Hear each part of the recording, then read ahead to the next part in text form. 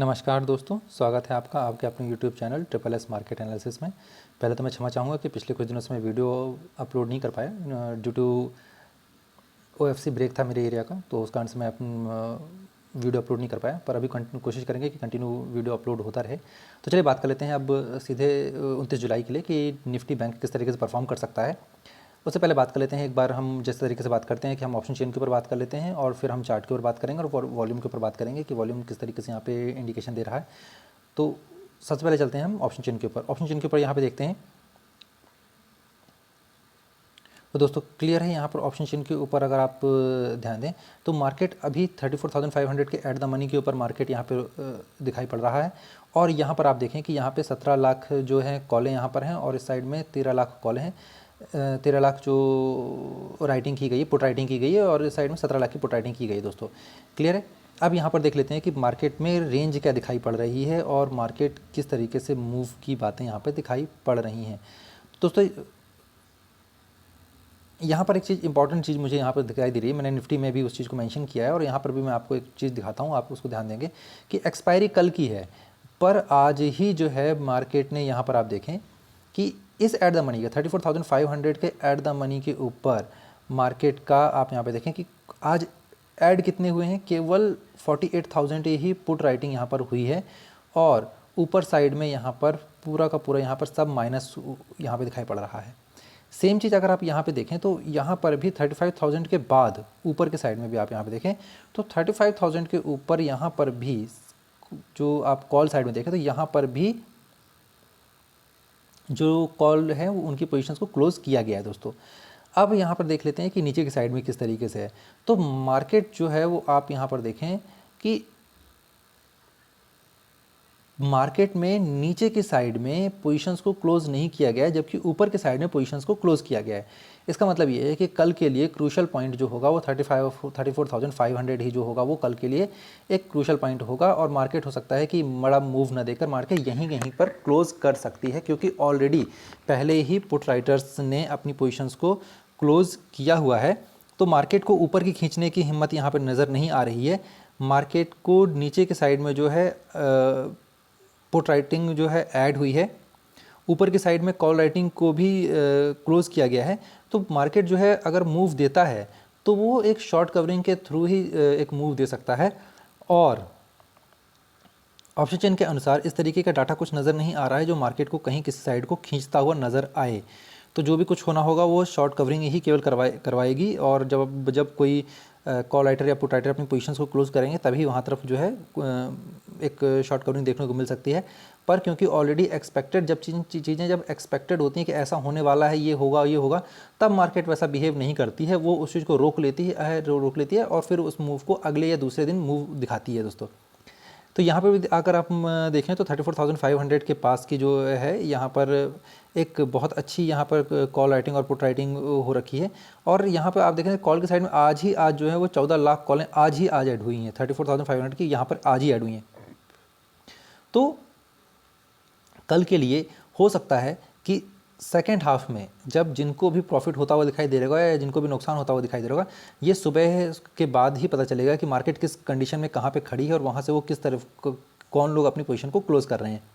तो फिलहाल तो जो दिखाई पड़ रहा है वो रेंज अगर यहाँ पे देखें तो मार्केट की रेंज फ़िलहाल यहाँ पर इस तरीके की कोई रेंज मुझे इतनी सटीक रेंज निकलती नहीं दिखाई दे रही है कि मार्केट किस तरफ को मूव करते हुए, क्योंकि नीचे के साइड में भी बहुत ज़्यादा कॉल राइटिंग नहीं है जो मार्केट को नीचे की तरफ खींचे। और अगर ऊपर की साइड में बात करें तो ऊपर की साइड में 3500 दिखाई तो पड़ रही है, यहाँ पर 35,000 के ऊपर आप यहाँ पे देखें तो 4 लाख के आसपास की पुट राइटिंग नज़र आ रही है। पर यह तभी होगा जब कि यहाँ पर इतनी बड़ी पोजीशंस को ये लोग क्लोज करेंगे और मार्केट खुलती कहाँ पर है वो सबसे इंपॉर्टेंट जो होगी। मार्केट खुलने के बाद अगर रुकती है और मार्केट एक ही जगह पे कंसोलिडेट करती रह सकती है, मतलब इसी तरीके से वहीं पूरे दिन भर घूमती रहे, पूरे दिन भर, क्योंकि कल एक्सपायरी है उसके कारण से आपका प्रीमियम जो होगा ऑलरेडी जीरो होता रहेगा। मार्केट अगर एक ही जगह पर रुकी रहेगी तो वैसे ही प्रीमियम आपका जीरो होता रहेगा और उसके बाद अगर उसने मूव भी दिया तो भी जिस तरीके से ये यहाँ पर अगर 33 रुपीज़ की अभी जो कॉल है वो उस टाइम पे कितनी होगी, जीरो हो जाने के बाद वो 5 रुपीज़ 10 रुपीज़ 9 रुपीज़ या जितने भी 20 तक भी आ जाती है तो भी उनको इतना नुकसान होता हुआ नज़र नहीं आ रहा होगा। और यहाँ के साइड में भी अगर मार्केट ऊपर के साइड में या नीचे की साइड में जाती है तो फिर ये ऑलरेडी जीरो हो चुकी होंगी, तो इनको कोई ज़्यादा नुकसान होता हुआ नज़र नहीं आएगा। पर चलिए हम बात कर लेते हैं अब चार्ट के ऊपर कि चार्ट के ऊपर किस तरीके से काम करना है। अब चार्ट के ऊपर अगर आप यहाँ पे देखें तो बहुत बढ़िया एक पोजीशन बनी हुई है। आप इसको देखें कि मार्केट ने ये एक इस तरीके से एक सपोर्ट जो है एक लाइन यहाँ पर आप खींच सकते हैं, क्लियर नज़र आ रही होगी, ये एक लाइन नज़र आ रही है कि आप इस तरीके से एक लाइन खींच लें कल के लिए। और मार्केट अगर कल वापस दोबारा से इस लाइन को टेस्ट करने के लिए आती है तो आप यहाँ पर इसको सपोर्ट मानकर यहाँ से आप कॉल को बाय कर सकते हैं। क्लियर है। यहाँ से टारगेट जो है बहुत ज़्यादा ऊपर के टारगेट नहीं होंगे क्योंकि ऑलरेडी यहाँ से बहुत अच्छी सेलिंग की गई है, तो जो भी सेलिंग होगी तो उसका टारगेट होगा मैक्स टू मैक्स 34,900 का कल का टारगेट होगा। कल के लिए अगर मार्केट ऊपर की साइड में जाती है तो 34,900 के आप टारगेट के लिए कॉल को बाय कर सकते हैं। इससे ज़्यादा की उम्मीद आप कल के लिए ना करें क्योंकि कल ऑलरेडी एक्सपायरी है। अब करना क्या है वो आप यहाँ पे देख लें। तो कल के लिए केवल एक ही काम करना है कि मार्केट चाहे जहाँ भी खुले, मतलब ये जो पॉइंट मैं आपको दे रहा हूँ कि 34,350 का स्टॉप लॉस लेकर आपको केवल कल जो है कॉल को बाय करके चलना है। स्टॉप लॉस लेना है 34,350 का। ये भी क्यों लेना है वो भी मैं आपको दिखा देता हूँ कि 5 मिनट के कैंडल पे आप यहाँ पे देखें,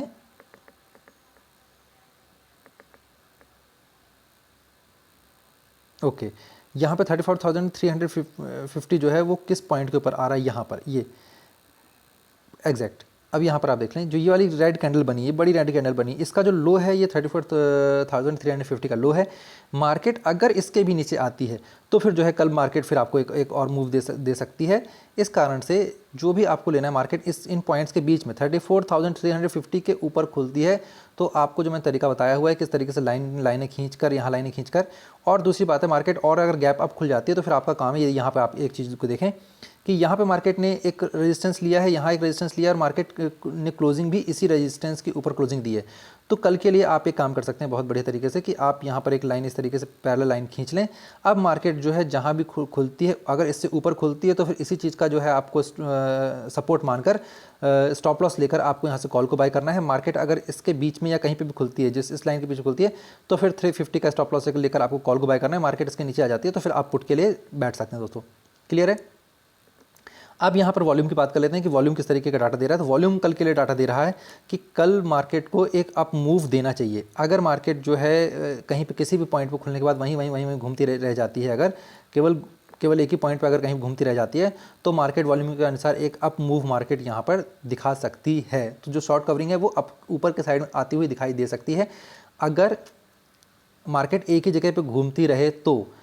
पर उसके लिए जो सिंपल तरीका है कि वॉल्यूम आपको जो है पिछले कुछ दिनों से एक सही मूव नहीं दे रहा है, वो एक दिन बाद का या 2 दिन बाद के मूव दिखा रहा है वॉल्यूम। इस कारण से जो है आप उसके ऊपर अभी भरोसा ना करके केवल आप चार्ट के ऊपर भरोसा करें कि जो पॉइंट आपको बताया जाए कि यहाँ पे लाइन खींच लें और यहाँ पे लाइन खींच लें इस जगह से कि 34,350 के ऊपर आपको कॉल को बाय करके चलना है। मार्केट जहाँ भी खुले इन पॉइंट्स को आपको ध्यान देना है कि अगर इस पॉइंट के पास खुल रही है या इस पॉइंट के पास खुल रही है, जिस भी पॉइंट के पास खुल रही है तो उसको क्लियर उसके पास आपको रेजिस्टेंस और सपोर्ट देखकर आपको यहाँ से कॉल या पुट को बाय करना है दोस्तों।